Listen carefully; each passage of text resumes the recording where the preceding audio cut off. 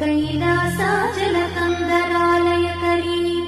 गौरी उमाशङ्करी कौमारी निगमार्थगोचरकरी ओङ्कारबीजाक्षरी मोक्षद्वारकवाटपाटनकरी काशीपुराधीश्वरी भिक्षां देहि कृपावलम्बनकरी माता अन्नपूर्णेश्वरी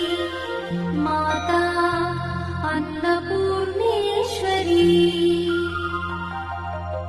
दृश्यादृश्यविभूतिपावनकरी